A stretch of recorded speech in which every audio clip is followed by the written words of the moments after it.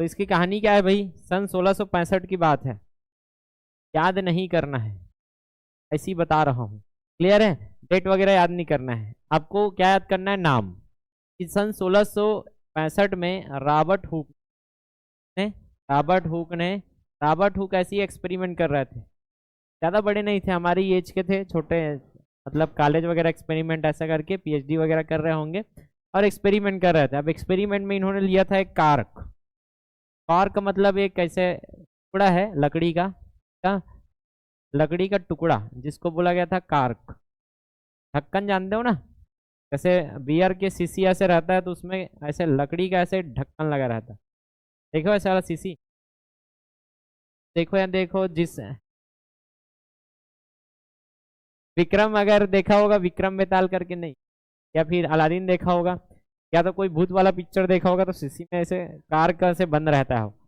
हाँ, प्लास्टिक वाला ढक्कन नहीं आता था पहले, वैसी, हाँ, केमिकल वगैरह है तो लकड़ी के ढक्कन से उसको बंद किया जाता था। क्लियर है? तो ऐसे ही आपका लकड़ी का कॉर्क था, उस कार्क का वो पतला सा सीट लेके ऐसे एक्सपेरिमेंट कर रहे थे और गलती से उन्होंने देख लिया, गलती से क्या देखा उन्होंने, मधुमक्खी छत्ता देखे हो, मधुमक्खी छत्ता जैसे रहता है ऐसे डब्बा डब्बा, ऐसे ऐसे वैसा टाइप का एक संरचना इन्होंने देखा, जालीनुमा संरचना, और बोला कि ये है क्या चीज भाई, ऐसे जालीनुमा संरचना देखा तो समझ आया कि कुछ भी अगर जीव से कुछ भी बन रहा है, जैसे कार का है, लकड़ी पादप है, जीव है, जीव जंतु में पढ़े हो ना, जीव जंतु में जंतु एक अलग है और एक पादप भी क्या होता है, जीव। तो जैसे आपका लकड़ी था, ये पहले जंतु था, जंतु नहीं था, जीव था, पादप था, तो ये किसी न किसी एक संरचना से बना है जिसका बार बार क्या हुआ है, दोहराव। जैसे घर में ईटा को बार बार दोहराया गया है, तुम करोगे तो घर में ईटा दिखेगा,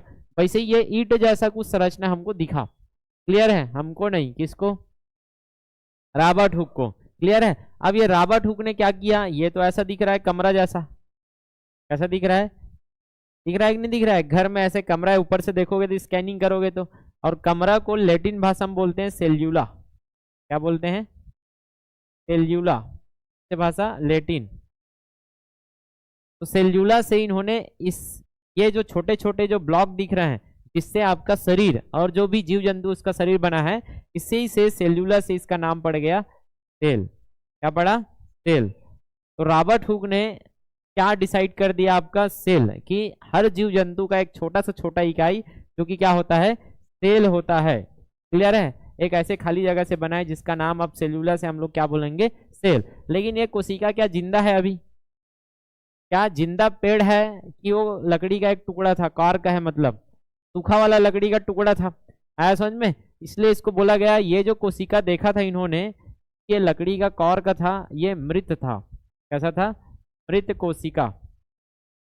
बाद में जाके सन 1800 के आसपास है, हुक हॉक, क्या था, हुक हॉक, एंटनी वॉन ल्यूवेनहॉक, उन्होंने क्या किया, अपना सूक्ष्मदर्शी निकाला और पावरफुल सूक्ष्मदर्शी से तालाब के पानी में जीवित कोशिका देखा। तालाब के गंदे पानी में, तालाब के पानी में ऐसे ही एक्सपेरिमेंट कर रहे थे और वहां इनको क्या मिला, जीवित कोशिका। तो पहली बार जीवित कोशिका के बारे में किसने बताया था, ल्यूवेनहॉक ने। किसने? ल्यूवेनहॉक ने। और पहली बार कोशिका के बारे में बताया था, पूछा जाएगा तो रॉबर्ट हुक ने। क्लियर? तो पहली बार कोशिका के बारे में बताया रॉबर्ट हुक ने, और कोशिका के अध्ययन के बारे में बताया था ना, तो कोशिका के अध्ययन को इन्होंने बोला साइटोलॉजी। याद करो, क्या बोला था, साइटोलॉजी। इन्होंने दिया साइटोलॉजी। साइटोलॉजी क्या करता है, कोशिका का अध्ययन करवाता है। और ल्यूवेनहॉक ने क्या बताया, सूक्ष्म जीव के बारे में बताया है, जीवित है इसलिए ये सूक्ष्म जीव, माइक्रोबायोलॉजी, सूक्ष्म जीव विज्ञान, जीव विज्ञान शाखा किसने दिया है, जनक ल्यूवेनहॉक ने। माइक्रोबायोलॉजी ये हमने पढ़ लिया था, याद करो, शाखा में पढ़ लिया था ना, ये दोनों याद रखोगे।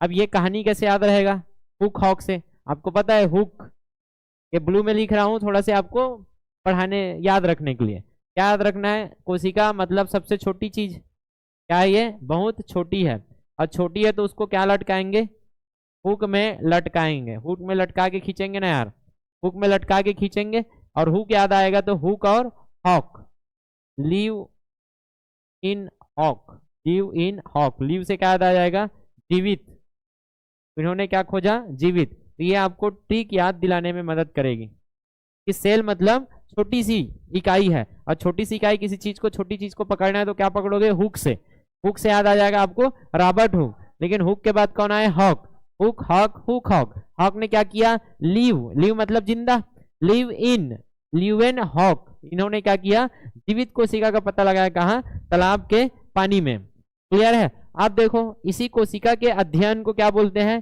साइटोलॉजी, कोशिका के अध्ययन को क्या बोला गया है, साइटोलॉजी का अध्ययन,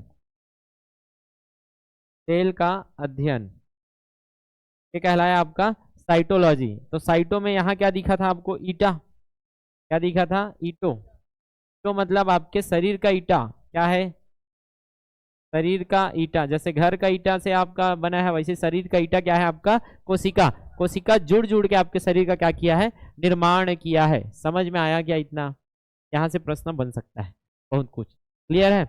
आगे यही सब लिखा है इसमें, पढ़ना है तो पढ़ लेना, आगे सब आएगा। देखो कोशिका का अंग्रेजी अनुवाद क्या होता है, सेल होता है, लैटिन भाषा के सेल्यूला शब्द से उत्पन्न होता है। कौन से भाषा का शब्द है, सेल्यूला।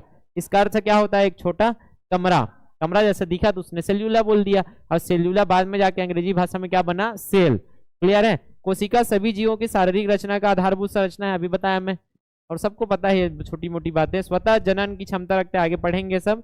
एक कोशिकीय और बहुकोशिकीय जीव आगे पढ़ेंगे। तो एक जीव ऐसा है जो एक ही कोशिका से बना है, एक कोशिका, सोच सकते हो जैसे अमीबा, तो आप देख सकोगे ऐसी खाली खाली आंख से देख पाओगे, नहीं देख पाओगे, क्योंकि कोशिका क्या है, बहुत छोटी है, उसको नहीं देख पाओगे। और एक कोशिका से बनी है मतलब समझ सकते हो कितना छोटा जीव है वो, उसको आप नॉर्मल आंखों से नहीं देख पाओगे। उसके लिए क्या लगेगा, उस जीव को देखने के लिए आपको क्या लगेगा, सूक्ष्मदर्शी, क्योंकि वो एक ही कोशिका से बना है। और बहु कोशिका से बना है, बहुत सारे कोशिका आपस में मिलकर बना है, तो क्या है, बहुकोशिकीय। आप कैसा जीव हो, क्या, ये जो मैं कहानी बताया वही कहानी है। 1665 में क्या किया था, रॉबर्ट हुक ने क्या किया था, गलती से खोज लिया था, होता है ना, गलती से आविष्कार हो चुका है और हम लोग पढ़ रहे हैं। कभी कभी होता है कितना भी मेहनत कर लो लेकिन उसका रिजल्ट नहीं आता है, कभी कभी गलती से रिजल्ट आ जाता है, इसी वाला है इनका, गलती वाला। क्लियर है। तो किनके समान संरचना मिला उनको, मधुमक्खी के छत्ते के समान। लेकिन ये क्या है, मृत कोशिका। क्यों मृत है, क्योंकि जो देख रहे हैं वो क्या था, कॉर्क था, लकड़ी का टुकड़ा था, तो वो तो जिंदा ही नहीं है, तो मृत कोशिका थी। इसलिए रॉबर्ट हुक को क्या बोला जाता है, कोशिका विज्ञान का जनक। रॉबर्ट हुक को क्या बोलेंगे, कोशिका विज्ञान का जनक। एंटोनी वान ल्यूएनहॉक, एवी लिखा था, फुल फॉर्म क्या है, एंटोनी वान एवी ल्यूएनहॉक ने 1674 में लगभग 10 साल के गैप में आपको जीवित कोशिका खोजा था, कहाँ, तालाब के जल में। इतना मैं उधर लिख दिया हूँ, वही है। क्लियर बनेगा। यह है आपके रॉबर्ट हुक। क्या देखा था, समझ आ गया, ये ऐसे देखा था। क्लियर है। तो ये मधुमक्खी छत्ता ऐसे दिखता है, तो ये ऐसी संरचना देखा था। और इसी ब्लॉक से छोटे छोटे ब्लॉक दिख रहा होगा आपको, ये छोटा छोटा, यही छोटे छोटे ब्लॉक से ब्लैक ब्लैक दिख रहा है, इसी से आपका क्या है, संरचना बनी है लकड़ी का। और प्लांट सेल देखोगे तो सिर्फ डब्बा डब्बा दिखता है। देखो प्लांट सेल, एक्सपेरिमेंट किया होगा तो देखा होगा, प्याज झिल्ली देखे हो कि नहीं देखे हो, प्याज का झिल्ली निकाल के वो डब्बा डब्बा ही तो दिखता है प्लांट सेल, तो इसी ही है। क्लियर है। अब इसी के बारे में कि इन्होंने तो बता दिया कि कोशिका क्या है, कोशिका को तो बता दिया कि हमारा शरीर क्या है, ऐसी कोशिका से बना है। फिर इसमें रिसर्च किया किसने, स्लाइडेन एंड स्वान ने, और कोशिका का क्या दिया, सिद्धांत। तो कोशिका का सिद्धांत किसने दिया बोलेंगे तो स्लाइडेन एवं स्वान। इसको कैसे याद करना, ध्यान से समझना, मैं याद करवा रहा हूँ। जैसे मैं एक घर बनाऊंगा तो क्या लगेगा उसमें, मैं एक घर बना रहा हूँ आपके लिए, बन गया घर,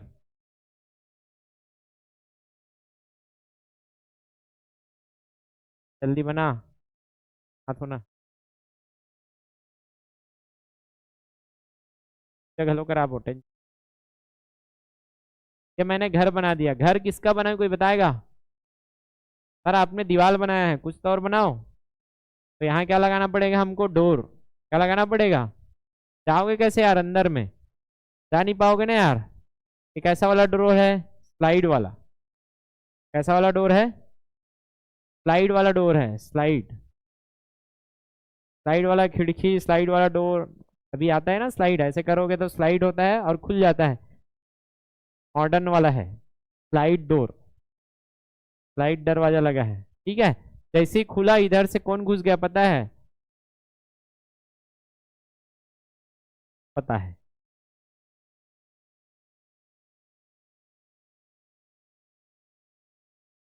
पढ़ कर दिया क्या? बहुत दिन हो गया, बनाया नहीं हूँ। ऐसे बनता है, ऐसे भी बनेगा ना यार।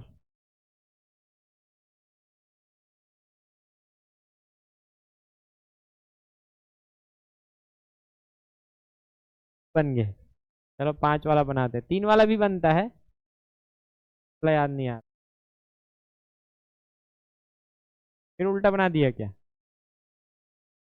क्या चीज?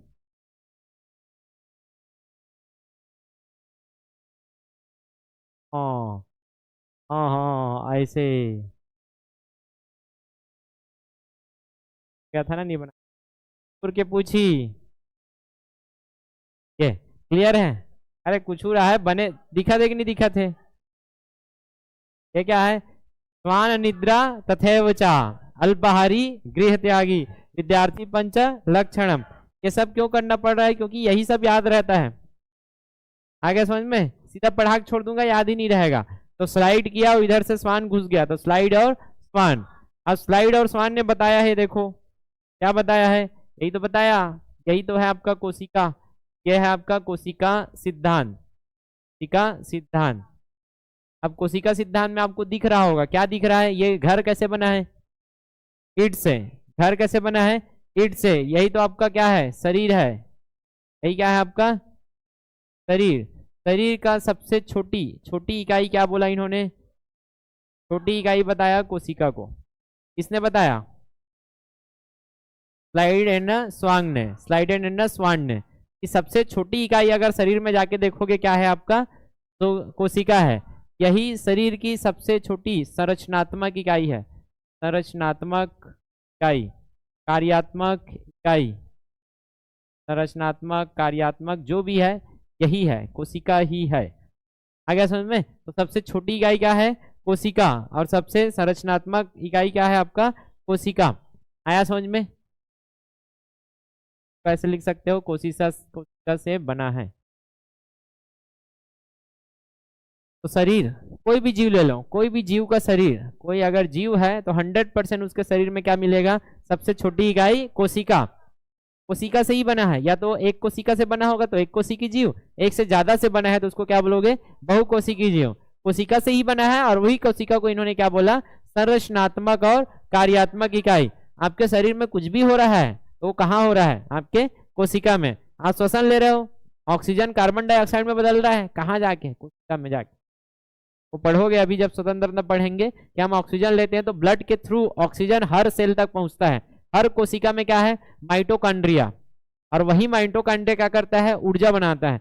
ऊर्जा बनाने के समय, जैसे आपके गाड़ी में ऊर्जा बनाने के समय क्या होता है? कार्बन डाइऑक्साइड निकलता है कि नहीं निकलता है पीछे से? वैसे ही आपके हर सेल में क्या बन रहा है? ऊर्जा, माइटोकॉन्ड्रिया से। और वहां से वो ऑक्सीजन यूज करके क्या छोड़ता है? कार्बन डाइऑक्साइड, धुआं धुआं। लेकिन धुआं नहीं निकलता है आपका। वो धुआं क्या है? इसमें मिक्स हो जाता है फिर से ब्लड में, और ब्लड के थ्रू कहाँ आता है? फिर फेफड़े में। और कहाँ निकालते हो आप? Carbon dioxide.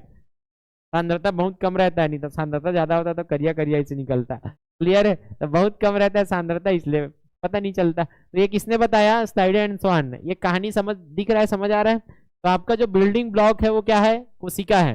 यही है आपका कोशिका सिद्धांत। आपका बिल्डिंग ब्लॉक क्या है? कोशिका। और हर जगह में आपका संरचनात्मक इकाई, संरचना कैसे बना है?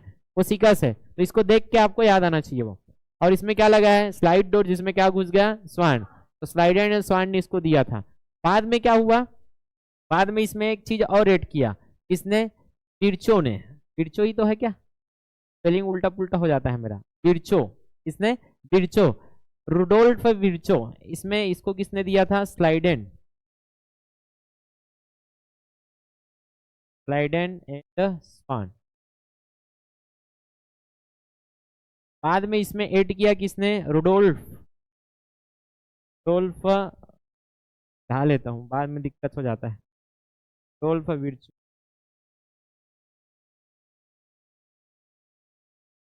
रुडोल्फ विर्चो, तो रुडोल्फ विर्चो ने क्या किया, इसको बताया कि ये तो ठीक है आपने बना है करके बना दिया, इसी कोशिकाओं से दूसरे कोशिका का क्या होता है, जन्म होता है। ये किसने बताया था, विर्चो ने। कैसे बताया, एक कोशिका से क्या बनेगा आपका, दूसरी कोशिका। भाई कहीं कट लगा है क्या आपके हाथ में, लगा है कि नहीं लगा है, काटते हो तो क्या है, कटान हमेशा रहता है क्या यहाँ, देखे हो, सील रहा हूं मैं बहुत। यहाँ अगर कोशिका नहीं बनता नया तो गया इसी तरह, इसे छेदा दिखा तरतीस। क्लियर है, तो समय के साथ क्या हो जाता है, कोशिका नया बनता है। और ये कोशिका नया कहाँ से बना, यही कोशिका क्या होता है, नया कोशिका का निर्माण करते जाता है। तो पास का कोशिका जरूरत पड़ता है तो दूसरा कोशिका बनाता है, तो कोशिका से ही क्या बनता है, कोशिका। आप भी कैसे बने, एक छोटे से कोशिका से आपका मल्टीप्लाई होते गया, कोशिका भ्रूण बना, फिर भ्रूण से आपका ये सब आप क्या हो गए, जन्म लिया, आप बेबी बना, है कि नहीं समझ में। एक छोटे से कोशिका मल्टीप्लाई होते होते क्या बनता है, इंसान। तो कोशिका से ही कोशिका का निर्माण होता है, किसने बताया था, विर्चो ने। आया समझ में। तो यहां से देखो, को करना था भोभो, क्या करना था, भोभो, लेकिन ये करता है चोचो, ऐसे करके एक, एक है ना, देखो कि नहीं देखे हो, आबरा का डाबरा देखे हो क्या, जो देखे उनको पता है। तो यहाँ भो भो होना था लेकिन यहाँ चो चो हो रहा है। ये क्या बोल रहा है, मैं भी जाऊंगा, चो चो भो भो ऐसे करके वो बोल रहा है। तो वो ये थोड़ा सा आपको याद रखेगा कि चो चो ने क्या किया था, विर्चो ने क्या किया था, बताया था, क्या बताया था।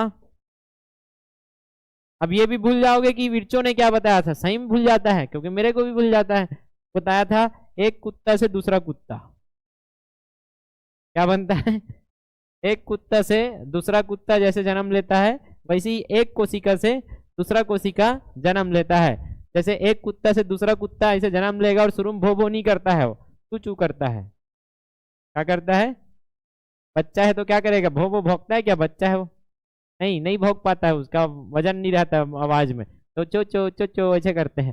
क्लियर है, तो ये पूरा कहानी से आपको पूरा कोशिका सिद्धांत याद रहेगा।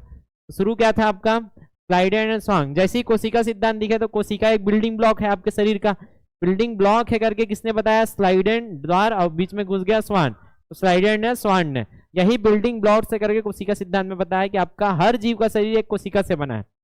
आगे समझ में। और यही कोशिका क्या है, उस शरीर का संरचनात्मक और कार्यात्मक इकाई है। ये था आपका कोशिका सिद्धांत। बाद में किसने, स्वान ने बोला, स्वान के बाद क्या आया, चोचो।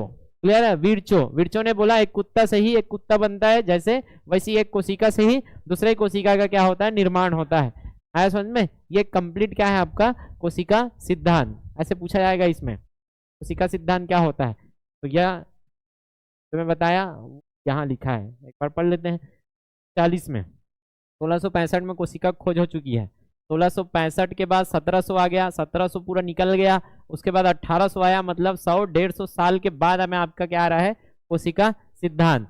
एमजे स्लाइडेन और थियोडोर स्वान ने संयुक्त रूप से दोनों ने मिलकर क्या किया, कोशिका सिद्धांत का प्रतिपादन। इस सिद्धांत के अनुसार सभी सजीवों का शरीर क्या बना है, एक अथवा एक से अधिक कोशिका, बिल्डिंग ब्लॉक क्या है आपका, कोशिका बताया। अर्थात कोशिका जीवन की क्या है, संरचनात्मक, कार्यात्मक और वंशागत इकाई है। वंशागत मतलब यही वंश को आगे बढ़ाता है। एक कोशिका ही तो है जो एक वंश को अगले वंश में लेके जाता है। कि पुरुष का स्पर्म और जो महिला है उसका ओवम, ये क्या है, कोशिका है। आगे समझ में। शुक्राणु और अंडाणु सुना है कि नहीं सुना है, ये कुछ नहीं है, ये कोशिका है, अभी पढ़ेंगे वही। और यही कोशिका क्या कर रहा है, आपके वंश को आगे बढ़ा रहा है। तो वंशागत इकाई भी बोल सकते हो आप कोशिका को।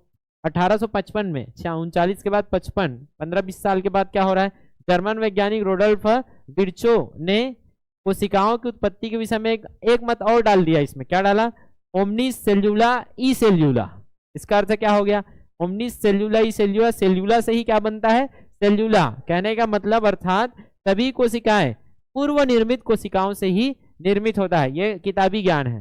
नॉर्मल ज्ञान में क्या है, कोशिका से ही कोशिका बनता है, बस इतना सरल है। आया कि नहीं आया समझ में।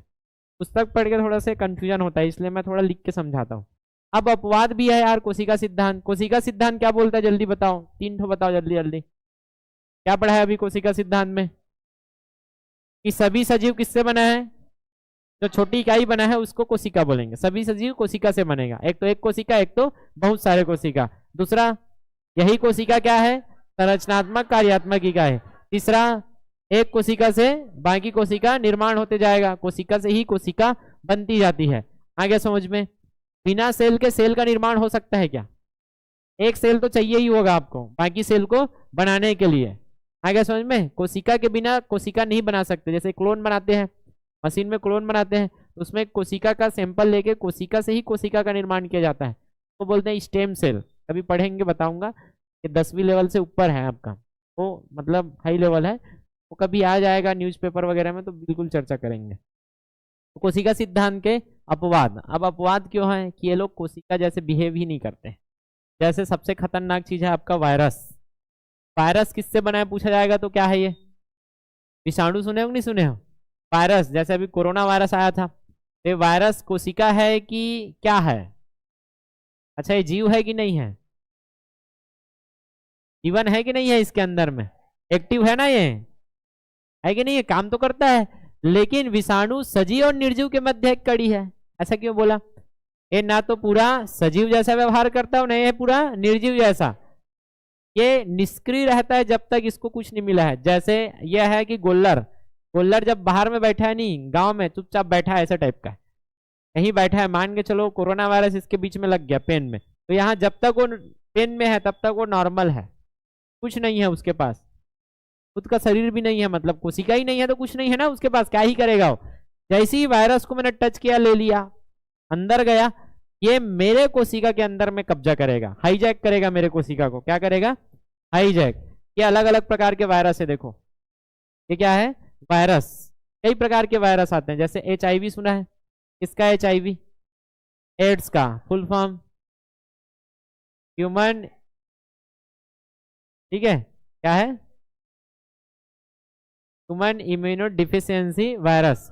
हेपेटाइटिस बी, हेपेटाइटिस का लीवर वाला, ठीक है। एबोला वायरस, ये सब हम लोग पढ़ेंगे रोग में, ठीक है। Adeno virus, influenza, rabies, rabies का वायरस, बैक्टीरियोफेज, ठीक है। पेपिलोमा वायरस, ये पेपिलोमा वायरस महिलाओं में होता है, क्लियर है। रोटा वायरस, हर्पेस वायरस, सब में क्या दिख रहा होगा वायरस के बाहर में क्या दिख रहा है? कांटा जैसा। ये क्या होता है, कोई बताएगा? प्रोटीन से बना रहता है। तो वायरस के चारों ओर जो संरचना होती है वो किससे बना होता है करके पूछा जा सकता है, याद रखना। प्रोटीन में, सब में लगभग दिख रहा होगा आपको, ये उसको सुरक्षा प्रदान करता है बाहरी, क्लियर है।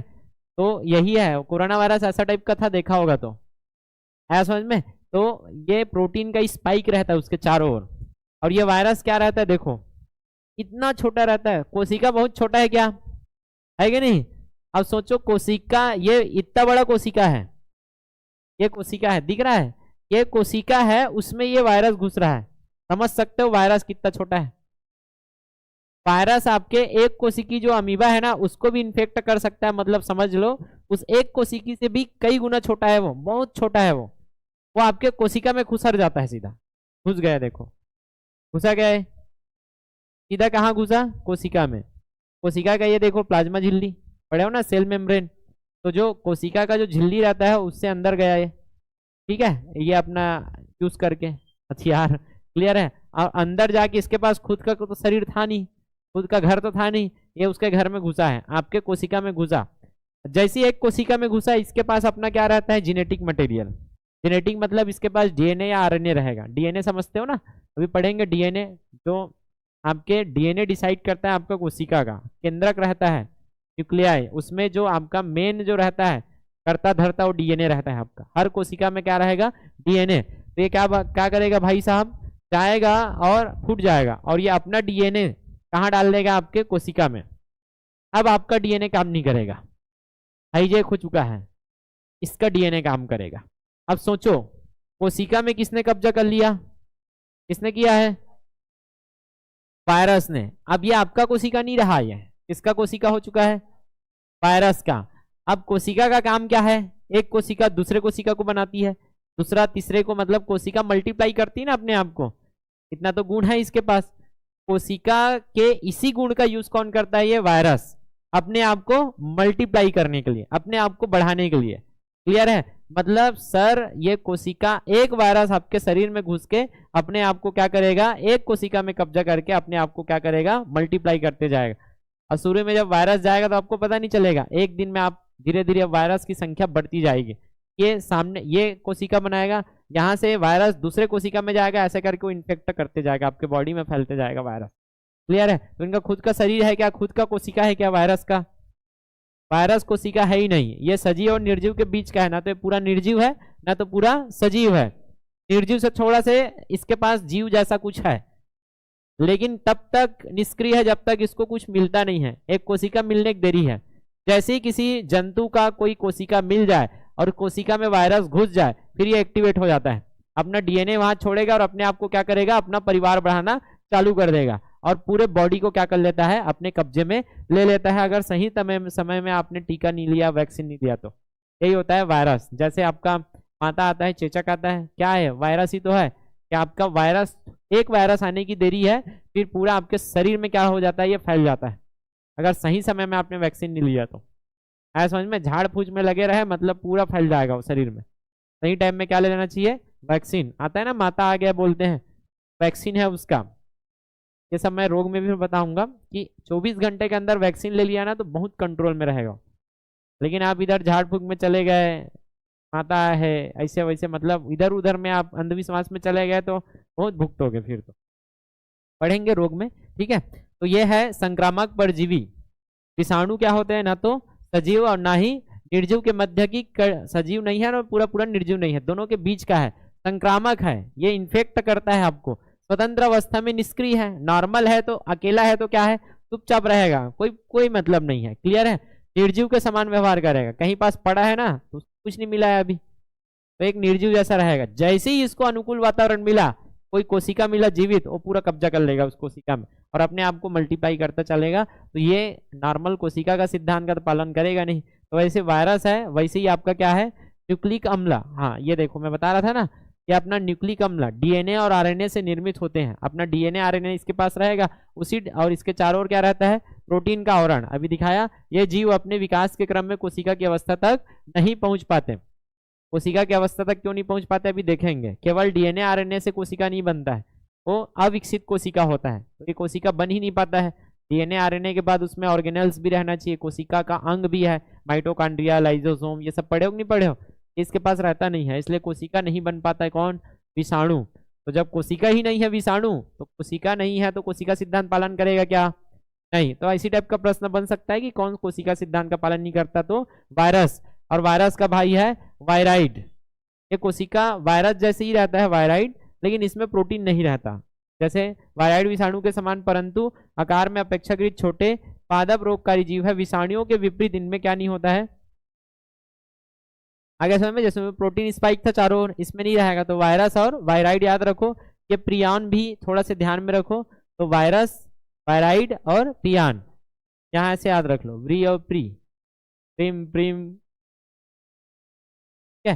वायरस और प्री, वायरस और प्रियान दोनों क्या नहीं करता है, आपका कोशिका सिद्धांत का पालन नहीं करता है, और ये आपके शरीर में मिलता है। कौन है, red blood cell, red blood cell. देखो रेड ब्लड सेल कैसा रहता है, पिपरमेंट जैसा। आकार कैसा रहता है, पिपरमेंट जैसा रहता है, बाई कनकेव जैसा, बीच में धसा रहेगा और पूरा चारों ओर क्या रहेगा, उभरा हुआ। तो ये रेड ब्लड सेल के पास क्या नहीं रहता है, इनका रेड ब्लड है ना, दिल नहीं रहता। रेड ब्लड जिसका लाल है ब्लड, दिल नहीं रहता, ऐसे करके याद रखना। दिल जैसे आपका दिल मतलब केंद्र, केंद्रक नहीं रहता है किसके पास, रेड ब्लड सेल के पास। तो बिना केंद्रक का है रेड ब्लड सेल। कोशिका मतलब केंद्रक रहना चाहिए, लेकिन इसके पास नहीं है, तो कोशिका सिद्धांत का पालन नहीं करता है। तो पूछे या ना पूछे ये तो याद रखो, ये पूछा जा सकता है। क्लियर है कि रेड ब्लड सेल के पास क्या नहीं होता है, इसका खुद का केंद्रक नहीं होता है। क्या क्या पालन नहीं करेगा, virus, prim prim, prim prim नहीं करता है। तो वायरस, वायराइड, प्रियान और रेड ब्लड सेल। आगे समझ में, ये आपका रेड ब्लड सेल है। जैसे ये मैंने आपके नाड़ी को निकाल लिया है, वहां से खून निकल रहा है। देखो हम लोग रुधिर पढ़ेंगे तो आपको समझ आएगा कि खून में बहुत कुछ मिला रहता है। बचपन से सुना होगा। तो क्या क्या मिला है, जैसे देखो आपका ये जो पिपरमेंट जैसा दिख रहा है लाल लाल, यही क्या है आपका रेड ब्लड सेल। रेड क्यों दिखता है? हीमोग्लोबिन के कारण। आ गया समझ में? ये है आपका रेड ब्लड सेल। इधर दिख रहा है ये क्या है आपका प्लेटलेट्स। क्या है? प्लेटलेट्स। यही आपका क्या करता है? रोग प्रतिरोधक क्षमता डिसाइड करता है। ये आपका क्या है? श्वेत। ठीक है, श्वेत रक्त कणिका है। ये लाल था और वो क्या है? श्वेत। ये वाला क्या क्या मिल रहा है आपके ब्लड में, समझ आ रहा है? रेड ब्लड सेल, आरबीसी मिल रहा है, प्लेटलेट्स मिल रहा है, व्हाइट ब्लड सेल मिल रहा है। ये जो पानी जैसे लिक्विड रहता है, उसको क्या बोलते हैं? प्लाज्मा। पढ़े हो ना? तो प्लाज्मा में सब ये क्या रहते हैं? घुले रहते हैं। लेकिन ज्यादातर किसका रंग है? देखो व्हाइट ब्लड सेल है तो सफेद है, और प्लेटलेट्स का कलर नहीं है। तो लाल रंग किसका है? आपका रेड ब्लड सेल का। तो कलर कैसे हो जाएगा आपके खून का? लाल लाल। इसी कारण से, किसके कारण? रेड ब्लड सेल के कारण। तो लाल रक्त कणिकाएं के कारण लाल हो गया। और लाल क्यों है आरबीसी? तो इसमें पाया जाता है हीमोग्लोबिन तत्व, इसलिए क्या हो जाता है? ये लाल। आया समझ में? बाकी और पढ़ेंगे कब? जब हम लोग ब्लड को पढ़ेंगे। इसी में रेड ब्लड सेल में देखो ये हीमोग्लोबिन पाया जाता है, और ये क्या करता है? ये ऑक्सीजन है, ऑक्सीजन को ये कैरी करता है। हीमोग्लोबिन मॉलिक्यूल दिख रहा है इसमें अंदर में, ये अणु है हीमोग्लोबिन का। क्या है? ये अणु। पढ़े हो कि नहीं पढ़े हो? एकदम मूलभूत कण क्या होता है? Proton plus electron plus neutron. इसी से क्या बनता है? परमाणु बनता है। और परमाणु के बाद क्या बनता है? अणु। तो हीमोग्लोबिन का अणु है। हीमोग्लोबिन अणु से आपका क्या बना है? कोशिका। अणु मिलते हैं आपस में तो क्या बनता है? सेल बनता है। आप सेल को भी काटोगे तो आपको क्या मिलेगा? उसका अणु मिलेगा, मॉलिक्यूल। आया समझ में? कोई भी चीज है अगर इस पृथ्वी में बना है तो उसका नीचे से नीचे जाओगे तो उसमें क्या मिलेगा? अणु मिलेगा। अणु को भी काटोगे, परमाणु मिलेगा। परमाणु के भी अंदर जाओगे, इलेक्ट्रॉन प्रोटॉन और न्यूट्रॉन मिलेगा। समझ में आता है क्या? तो वही अणु कौन सा अणु है? यहाँ हीमोग्लोबिन का अणु है। कौन सा अणु है? हीमोग्लोबिन का अणु। हीमोग्लोबिन का अणु दिख रहा है यहाँ बहुत सारा अंदर में, दिख रहा है? यही हीमोग्लोबिन का अणु क्या पकड़ता है? ऑक्सीजन। और ऑक्सीजन को पकड़ लिया है, देखो क्रिया कर लिया ऑक्सीजन के साथ। क्या कर लिया? क्रिया। तो ऑक्सीजन बॉन्डेड क्या बना आपका? Haemoglobin molecules. और यही ब्लड सेल क्या करेगा? रेड ब्लड सेल में पूरा ये फेफड़े में गया और इसका हीमोग्लोबिन ऑक्सीजन को पकड़ लिया। अब जहां जहां जाएगा वहां वहां इस हीमोग्लोबिन क्या छोड़ेगा? ऑक्सीजन। और ये आपके कोशिका तक पहुंच जाता है। तो हीमोग्लोबिन क्या काम करता है? आपके ऑक्सीजन का ट्रांसपोर्ट करता है। ये हम लोग ब्लड में और पढ़ेंगे। अभी तो हम लोग क्या पढ़ रहे हैं? रेड ब्लड सेल, कोशिका पढ़ रहे हैं। और इसी कोशिका में ये भले दिल से आता है लेकिन इसके पास दिल नहीं है। समझ में आ गया? क्योंकि बीच चपटा है, दिल गायब है। ऐसे याद रखना, पिपरमेंट रहता है ना तो देखो बीच चपटा दिखेगा तो याद रखना रेड ब्लड सेल के पास चपटा, बीच चपटा रहता है। क्यों चपटा है? क्योंकि इसके पास केंद्रक नहीं है। क्या नहीं है? केंद्रक नहीं है। ऐसे याद रखेंगे। अब कोशिकाओं की आकृति अलग अलग प्रकार की होती है, ऐसा नहीं कि गोलेज गोल रही। अभी दिखाया एक क्या था? रेड ब्लड सेल की आकृति पिपरमेंट जैसा। इसको क्या बोल सकते हो? बीच में धसा है तो अवतल बोल सकते हैं। दोनों साइड धसा है इसलिए उभयोतल बोल सकते हैं। बाई कनकेव, उभया अवतल। तो ऐसे ही बहुत सारे हैं। कुछ गोलाकार मिलेगा गोल गोल, कुछ बहुभुजी पॉलीगोनल, घनाकार मतलब डब्बा डब्बा मिल सकता है, स्तंभाकार खड़ा खड़ा मिल सकता है। ऐसे उभयावतल, अभी इसी को देखें। उभयावतल किसका रहता है? आरबीसी का। उभयावतल समझते हो? उभय मतलब डबल, अवतल मतलब धसा हुआ। पढ़े हो लेंस में? क्लियर है? लंबी मतलब लंबा लंबा आपका न्यूरॉन सेल 1 मीटर तक लंबा रहता है, इतना बड़ा बड़ा सेल। लेकिन बहुत छोटा पतला रहेगा इसलिए आप नहीं देख पाओगे इसको। क्लियर है? शाखित मतलब बहुत सारा ब्रांच निकल आता है जैसे न्यूरॉन्स में। तो ये सब प्रकार के आपको क्या मिलता है? सेल। कुछ नहीं, रटने का प्रयास नहीं करना है, देखे रहो। आपके माइंड में ऐसा रहता है ना बचपन से कि सेल मतलब गोल गोल होगा या डब्बा डब्बा होगा। नहीं, कई प्रकार के आपको आकार में क्या मिलेगा? सेल मिलेगा। जैसे व्हाइट ब्लड सेल थोड़ा गोला गोला दिख रहा है, देखो व्हाइट ब्लड सेल कागज के गोला बनाता ना, इसे कचरा करता ना फेंक देता, वैसा टाइप का है ये व्हाइट ब्लड सेल, सफेद वाला। ठीक है? ये रेड ब्लड सेल का देखा अभी पिपरमेंट जैसा, बीच में चपटा और राइट साइड उभरा हुआ पिपरमेंट। क्लियर है? लाल वाला पिपरमेंट। ये क्या है भैया? कौन सेल? आपका हड्डी का सेल ऐसे रहता है, लंबा लंबा थोड़ा सा। कैसा जैसे दिख रहा है ये? कैसे दिख रहा है? समझ नहीं आ रहा है। क्लियर है? और ये क्या है? Nerve cell. इसी को बता रहा था मैं, न्यूरॉन है ये। क्या है? न्यूरॉन। आपके नर्व्स मतलब क्या होता है? नस। नस में प्रॉब्लम है करके बोलते हैं ना डॉक्टर मना, नस से क्या होता है, आपको तकलीफ होता है। जैसे यहाँ कुछ चल रहा है, ऐसे टच किया, तो जैसे टच किया यहाँ से आपका इम्पल्स कहाँ पहुंचा, यहाँ कोई तो आपको टच कर रहा है, या कहूँ कर ऐसे चांटी लेगा नहीं तो यहाँ कुछ तो है, ऐसे करके तुरंत क्या पहुंचाएगा, ये मस्तिष्क को संकेत देगा। क्लियर है। तो यहाँ से पैर में कुछ चुभा, साइंस से तुरंत इम्पल्स कहाँ पहुंचा, माइंड में। इम्पल्स पहुंचाने वाला कौन है, यही नर्व सेल, नस। आगे समझ में। अगर नस में प्रॉब्लम है, सोचो, तो हमेशा दर्द करता रहेगा। फिर नस में अगर कहीं दब गया आपका नस, दिन भर पिरात रही हो, तो होता है हड्डी के बीच से जाता है यहाँ मेरुरज्जु से, और जिसका अगर हड्डी इधर उधर हुआ, मेरुरज्जु फिर इधर इधर पूरा, और यहाँ से अगर पूरा दर्द हुआ, यहाँ दब गया, तो यहीं से नस निकल के कहा जाता है पूरा पैर में। यहाँ प्रॉब्लम होगा ना, तो पैर में दर्द करेगा। आया समझ में। और आदमी कहते पैर दर्द कर, नहीं, पैर में प्रॉब्लम नहीं है, आपके कमर में प्रॉब्लम था।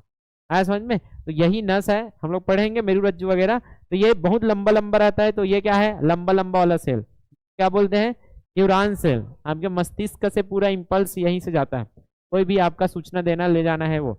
यह है इंटेस्टिनल सेल। क्या है इंटेस्टिनल, इंटेस्टाइन मतलब क्या होता है, आंत। आंत जी, पाचन तंत्र। आंत का सेल ऐसे ही बना रहता है, इसमें देखो ये आपका पाचन करवाता है, हम लोग पढ़ेंगे पाचन तंत्र, देखेंगे पूरा ये। यहीं से आपका पूरा पोषक तत्व क्या होता है, एब्जॉर्ब होता है। पूरा छोटी आंत जो है ऐसी बना है आपका, यहाँ से भोजन होके गुजरता है, और भोजन होके गुजरता है तो उसमें का पोषक तत्व क्या होता है, एब्जॉर्ब होता है पूरा। और ये ऐसा क्यों बनाया है भगवान ने, कि इसमें ऐसा करने से इसका पूरा पृष्ठ बढ़ गया ना, पृष्ठ। नॉर्मल ऐसा रहता तो खाना सड़कते हुए पहुंच जाता, ऐसे निकल जाता, आपका पोषक तत्व रह जाता खाने में, बाहर निकलता उसमें मटेरियल में। ठीक है। तो यहाँ ऐसा करने का मतलब खाना इसके बीच से ऐसे जाएगा ना घूम के, उसको बहुत सारा एरिया मिलेगा इसे एब्जॉर्ब करने के लिए।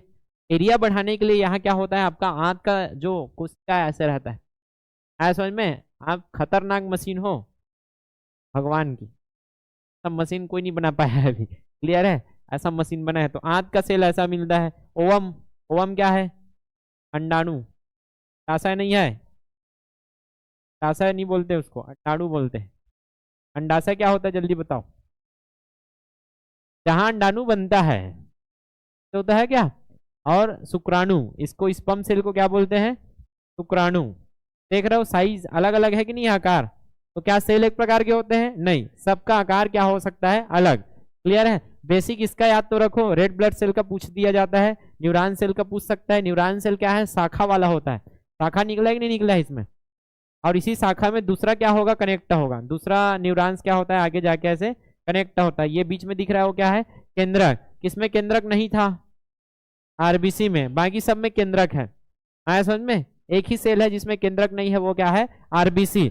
और ये अंडाणु जो है सबसे बड़ा है ह्यूमन सेल। पूरे बॉडी में देखोगे और सब सेल को निकालोगे, जैसे हड्डी का सेल निकाल लो, आपके ब्लड का सेल निकाल लो, आपके मांस का जो भी मसल का सेल, जो भी सेल निकालोगे, सब कोशिका में सबसे बड़ा कोशिका क्या रहेगा आपका, अंडाणु सबसे बड़ा है।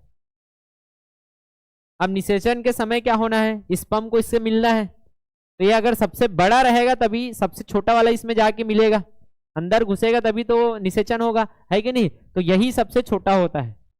तो लड़की में जो अंडाणु है वो सबसे बड़ी कोशिका है किसका, मानव शरीर का सबसे बड़ी कोशिका है अंडाणु। और मानव शरीर का सबसे छोटी कोशिका पूछा जाएगा तो वो है शुक्राणु, सबसे छोटी कोशिका। समझ आया क्या। तो यह अंडाणु और ओवम बोलते हैं, इंग्लिश में भी याद रखना, ओवम और स्पर्म सेल। समझ में आया कि नहीं आया, आया। यहाँ वही चीज लिखा है, एक बार इसको पढ़ ले रहना है। जैसे आरबीसी का कैसे दिखा आपको, लाल रक्त कोशिका का क्या दिखा, उभया अवतल, दोनों तरफ धसा है इसलिए उभय, उभय मतलब दोनों तरफ, अवतल मतलब धसा हुआ। उभया अवतल किसका रहता है आपका, आरबीसी का। तंत्रिका तंत्र भी दिखाया, नर्व सिस्टम, न्यूरॉन्स। तो न्यूरॉन्स का कैसा रहता है आपका, लंबी रहता है, लंबा पूरा, पतला रहेगा, लंबा है मतलब पतला रहेगा, शाखान्वित रहता है। रटने की जरूरत नहीं है, देखना बस है आपको, एक दो बार देख लिया, पेपर में जाके बनना ही है अगर पूछ लिया तो। जीवाणु बैक्टीरिया तो बहुत सारे होते हैं। तो वक्रित छड़ के आकार का क्या होता है, कर्व्ड राड शेप, ऐसे राड शेप जैसा, ऐसा टाइप का कई प्रकार के आपको बैक्टीरिया मिलेगा। तो इसमें इसको नहीं पूछेगा, दोनों पूछा जाता है, क्योंकि बैक्टीरिया बहुत सारे बैक्टीरिया है यार, सबका अलग अलग क्या होता है, आकार होता है। शैवाल कोशिकाएं, शैवाल मतलब अलगाई, काई जी, उसका क्या होगा, अंडाकार। अंडाकार मतलब ऐसे टाइप का। और इसमें क्या निकला रहता है? कसाब। कसाब मतलब की तरफ पूछी, जैसे इसमें भी कसाब निकला है आपका, क्या बोलेंगे? कसाब। यही कसाब है। फेजलाई, फेजलाई क्या बोलते हैं? फेजाइल। ठीक है, मतलब पूछी। इसी के थ्रू वो क्या करते हैं? गमन करते हैं। क्लियर है? ये स्पर्म है, अंडा से मिलेगा जाके, कैसे मिलेगा? ये पूछी उसको आगे बढ़ाता है, ऐसे ऐसे करते करते, जैसे सांप आगे बढ़ता है ना, वैसे ये ऐसे ऐसे करते करते आगे बढ़ाता है। तो बैक्टीरिया में ये मिलता है, जीवाणु में भी मिलता है, शैवाल में भी मिलेगा, और यही उसको जल में है, मान के चलो जल में है तो आगे कैसे बढ़ेगा? ये अपने पूंछ से बढ़ेगा, और इसी पूंछ को क्या बोलते हैं आपका? फ्लेजिला या कसाब। क्लियर है? ये ध्यान रखना। पराग कण कहाँ रहता है? पुष्पों में, सबको पता ही है। तो पराग कण क्या है? गोलाकार रहता है, कांटेदार जैसा दिखता है, ऐसे कांटा कांटा जैसा, ऐसे बूंदी बूंदी रहता है ना, ऐसे फूल में रहता है ऐसे। ये क्या है? अगर फूल है तो बीच में क्या मिलेगा आपको? पराग कण मिलता है, और यही परागकण का निषेचन होता है उसके अंडाणु से। ऐसा आप पढ़े होंगे, नहीं पढ़े हो तो आगे सब पढ़ेंगे निषेचन में। समझ आता है इतना तक? एक एक बार पढ़ोगे याद रहेगा। ये मैं इसलिए लाया हूँ, ये खोज खाज के क्यों लाता हूँ? क्योंकि देखते हो तो ज्यादा समय तक याद रहता है। ये पुस्तक में बस लिखा है यार, कहाँ याद रहेगा लंबे समय तक? तो आपको कहाँ काम करना है? इसमें, फोटोग्राफिक मेमोरी में। इसको हर बार क्या करना? 2 बार 3 बार देखोगे, ऑटोमेटिक क्या रहेगा? ये याद रहेगा। चलो, अब मैं इसमें का कुछ कुछ बात आपको बता चुका हूँ। ज्यादातर माइक्रोन में देखो, माइक्रो माइक्रो में नापा गया है। माइक्रो माइक्रो पढ़े हो? जो नए हैं उनको पढ़ाऊंगा भी मंडे को, मम्मा चम्मा दम्मा करके पढ़े थे। मम्मा चम्मा दम्मा। और ये मीटर, मीटर से छोटा डेसीमीटर, उससे छोटा सेंटीमीटर, उससे छोटा मिलीमीटर, और मिलीमीटर से छोटा होता है माइक्रोमीटर। ये अगर 1 मीटर है तो ये होता है 10 की घात ऋण 1 मीटर। ये 1 सेंटीमीटर बराबर क्या होगा? 10 की घात ऋण 2 मीटर।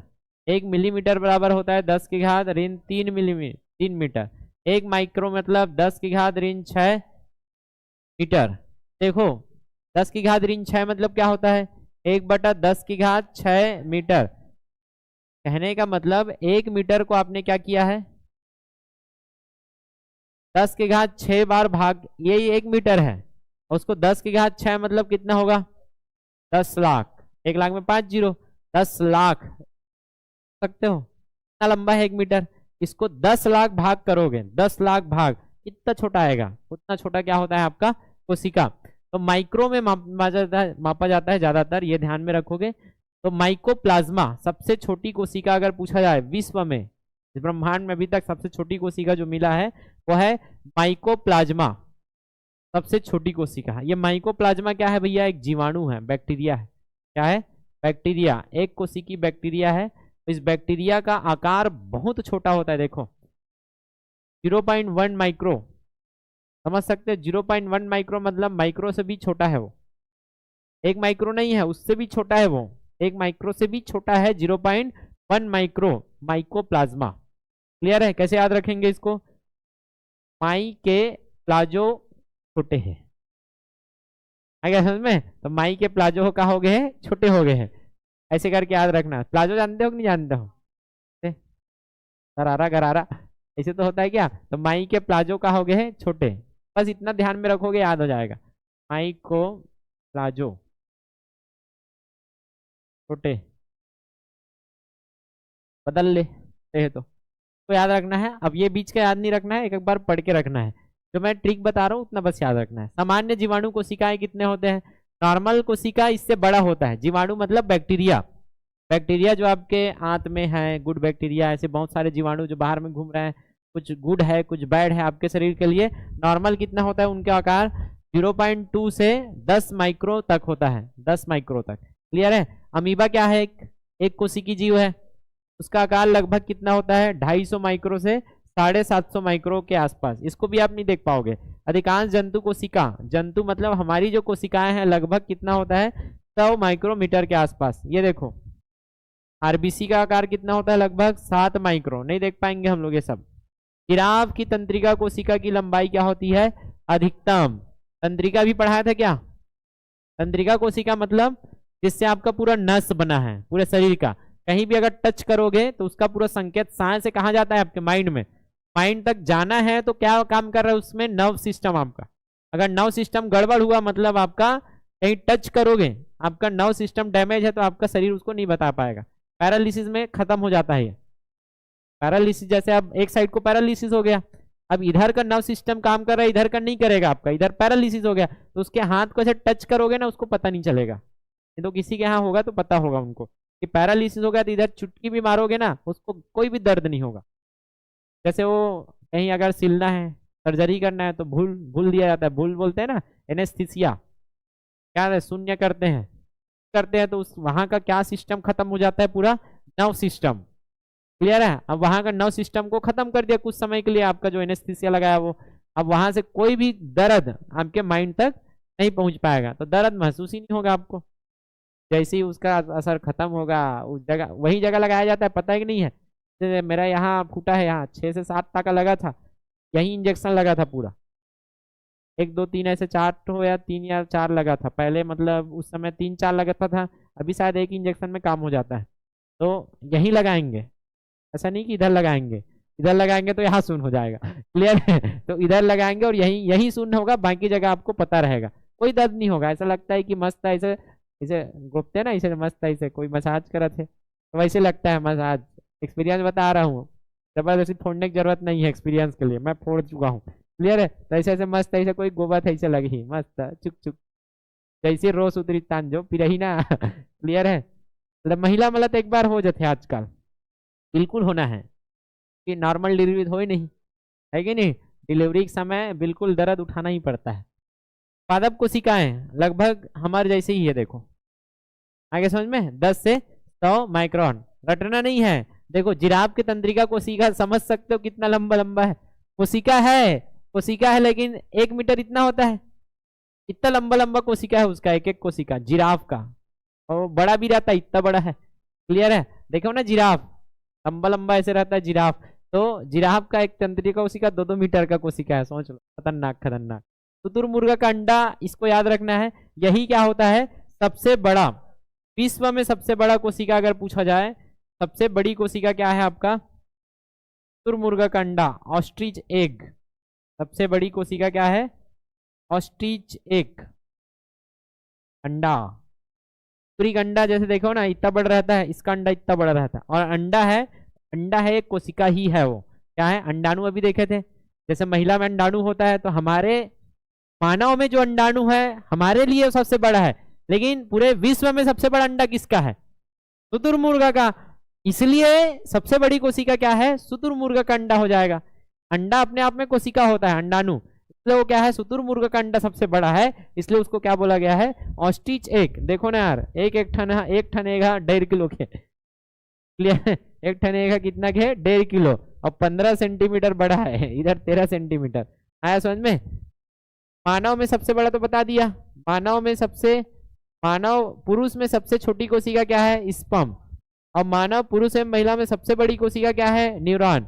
लंबी में न्यूरॉन बता दिया हूं, और महिला में सबसे बड़ी क्या है, अंडाणु। ये तीनों याद रहेगा, आगे समझ में? तो मानव शरीर में पूछा जाए तो ये याद रखोगे, क्या क्या, सबसे बड़ी में ओवम, अंडाणु, सबसे छोटी में शुक्राणु, स्पर्म, और सबसे लंबी में न्यूरॉन। ये मानव शरीर का हो गया। पूरे विश्व में सबसे बड़ा पूछा जाएगा तो ऑस्ट्रिच एग, अंडा। क्लियर है? और सबसे छोटा पूछा जाएगा तो सबसे छोटा क्या था, माइके प्लाजो।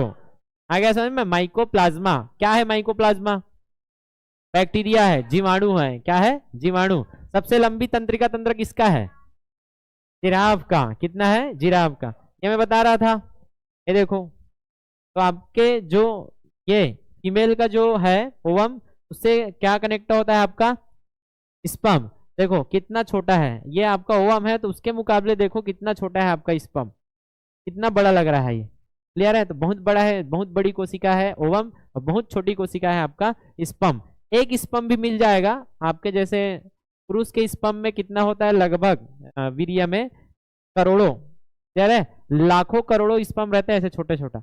अगर एक भी स्पर्म ऐसे जाके ओवम से मिल जाता है, निषेचन कंप्लीटेड, मतलब बच्चा होना तय है फिर तो। क्लियर है? ये हम लोग प्रजनन में पढ़ेंगे। क्लियर है? तो वह में दिख रहा है, ये उसका डीएनए जेनेटिक मटेरियल है, इसका भी डीएनए, ये क्या है, फादर का डीएनए है, और ये क्या है, मदर का डीएनए है। दोनों डीएनए मिक्स होके क्या बनता है, संतान का डीएनए। तो वही तो होता है, जेनेटिक मटेरियल क्या होता है, ट्रांसफर होता है। तो सेल से ही क्या होता है, नए सेल का क्या होता है, निर्माण होता है। किसने बताया था, चोचो, किसने बताया था, विरचो। यह है आपका सबसे बड़ा कोशिका। सबसे बड़ी कोशिका क्या है आपका, यह है ऑस्ट्रिच एग। ये कंपैरिजन के लिए रखा गया है, इसको मत समझना, ये आपका देसी अंडा है। क्लियर है? तो इसके मुकाबले देख सकते हो कितना बड़ा है। तो क्या ये भी कोशिका है ना? बोल देना, जो अंडा खाते हैं मुर्गी का, उसका मेंस्ट्रुअल साइकिल रहता है, कि अंडा तो मेंस्ट्रुअल साइकिल में ही बनता है। मुर्गी का मेंस्ट्रुअल साइकिल रहता है अंडा, या कोई भी अंडा देने वाले का मेंस्ट्रुअल साइकिल का बेस्ट बोल दिया जाता है, इसलिए अंडाणु। क्लियर है? बोलने के लिए क्या है, बोल देगा, इन जरूरत है तो खाओगे यार, ऐसा देखोगे तो कुछ नहीं खा पाओगे आप तो। क्लियर है? आ गया समझ में? और ये क्या है आपका, माइकोप्लाज्मा, एकदम छोटा छोटा, सूक्ष्मदर्शी में देखोगे तो समझ आया क्या, आया?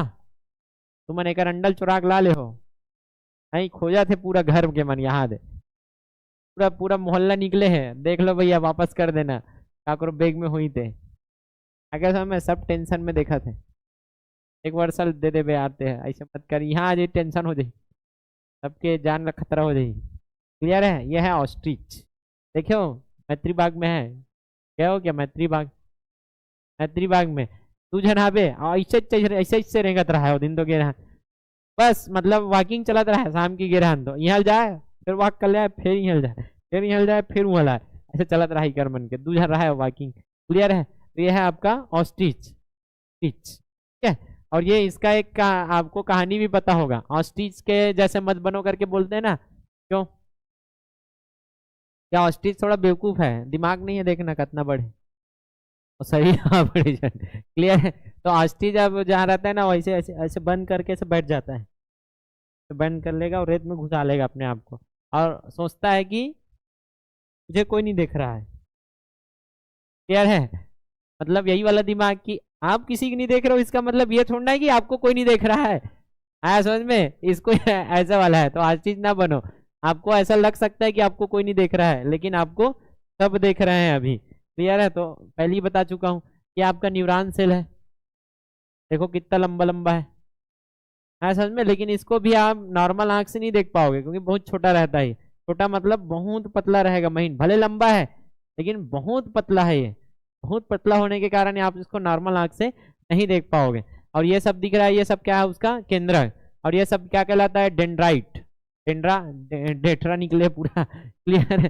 डेंड्रा। और इसी में डेंड्रा में ये क्या होता है, डेंड्राइट से दूसरा वाला क्या जुड़ता है आपका, ठीक है? और ये कहलाता है बीच वाला एक्सॉन, क्या कहलाता है, एक्सॉन। ये पूछेगा लेकिन एक एक बार पढ़ के रखना। तो ये जो शाखा निकला उसको क्या बोलते हैं, डेंड्राइट, और जो बीच में जो है उसको क्या बोलेंगे, एक्सॉन। क्लियर है? और ये देखो मसल, मसल से कनेक्ट है पूरा का शाखा, ये जैसे मसल है उससे कनेक्ट रहता है। अब जैसे ही यहाँ कुछ टच करोगे, मसल मसल से पूरा इंपल्स कहाँ जाएगा, आपके न्यूरॉन सेल में, और न्यूरॉन सेल से कहाँ जाएगा, आपके माइंड में, और तुरंत माइंड आपका ऑर्डर देगा, अरे अरे होकर जा, तो यहाँ के न्यूरॉन सेल को ऑर्डर मिलेगा, और ये आपका हाथ जाके सीधा का 32 साल है। क्लियर है? क्लियर है? तो कैसे फास्ट होता है सोचो, जैसे ही यहाँ कुछ आया, साए से आपका इंपल्स कहाँ पहुंचा, माइंड में, साए से माइंड ने दूसरे हाथ को ऑर्डर दिया, और यहाँ इंपल्स आया, और यहाँ के न्यूरॉन सेल ने काम किया, साए से उसको मारा। क्लियर है? या तो हटा या तो मार, जो भी है, ये इतना फास्ट होता है कि पूछो मत। और ये किसके बदौलत है, यही न्यूरॉन सेल के बदौलत है। आगे समझ में? ये सेंट्रल ब्रांच ऐसे करके बहुत ज्यादा इतना डीप में नहीं पढ़ना है आपको, डॉक्टर नहीं बनाऊंगा आपको, बेसिक तो इतना जानो न्यूरॉन सेल में क्या होता है। तो न्यूरॉन सेल में डेट्रा वेट्रा निकले रहते हैं और बीच में क्या रहता है, एक्सॉन होता है, इतना बस आपको पता रहे। क्लियर है? बाकी प्रश्न करेंगे तो ऑटोमेटिक समझ आएगा। मेरा अभी लैपटॉप खराब हो गया है, इसलिए दिक्कत हो रहा है, उसका ना कूलिंग नहीं हो रहा है, ऑटोमेटिक बंद हो जा रहा है, पंखा खराब हो गया, आज बनाऊंगा अब। आँख खराब हो गया है, ऐसे मतलब समय नहीं रहता ना, वैसी होता तो दिमाग खराब हो जाता है। परसों तबीयत डाउन हो गया था, और कल बनाऊंगा करके खोला तो लैपटॉप नहीं चल रहा है, कूलिंग प्रॉब्लम आ रहा है। किसी को पता है क्या, किसी के यहाँ लैपटॉप में ऐसा कुछ दिक्कत हुआ था क्या? लैपटॉप रही तब ना दिक्कत हुई, बात है। क्लियर है। अब प्रोकैरियोटिक हमने पूरा कोशिका का बेसिक पूरा देख लिया, अब कोशिका के अंदर झांकना है। तो कोशिका के अंदर झांकने के लिए हम वीडियो देखेंगे आज। क्लियर है। और वीडियो से पूरा मैं एक लेवल समझाऊंगा ट्रेलर जैसा। उसके बाद पूरा और जो जो फैक्ट है उसको हम लोग कल उसको समराइज करेंगे, ये पूरा आपका क्लियर हो जाएगा।